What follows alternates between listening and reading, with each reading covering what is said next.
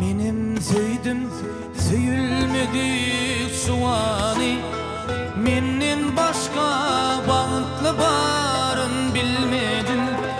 Yönüm adam ayatsına dostlarının sevik hakta söhbetini dinledim. Yönüm adam ayatsına dostlarının sevik hakta söhbetini dinledim.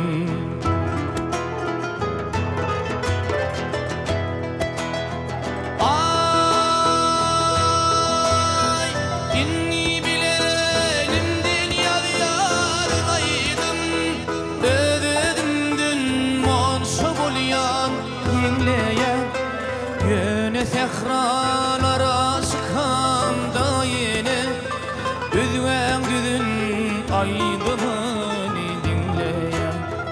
Yine sehralara çıkamda yine Düzven düzün aydınını dinleyen.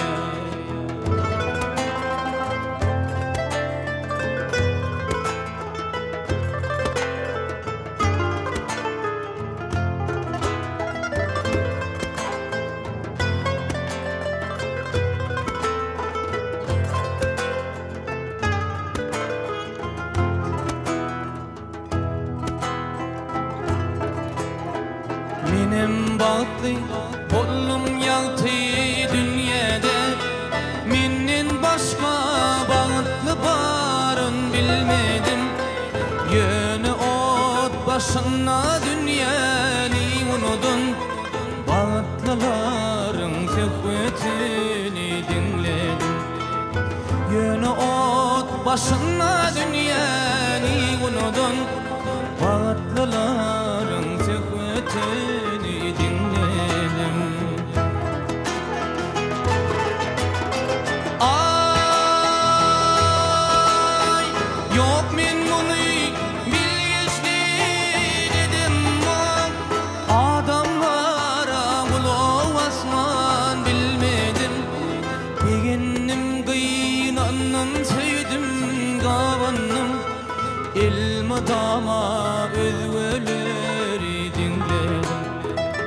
Beginnim kıynanım söydim kavanım, ilmi dama özveleri dinledim. İlmi dama özveleri dinledim. İlmi dama özveleri dinledim.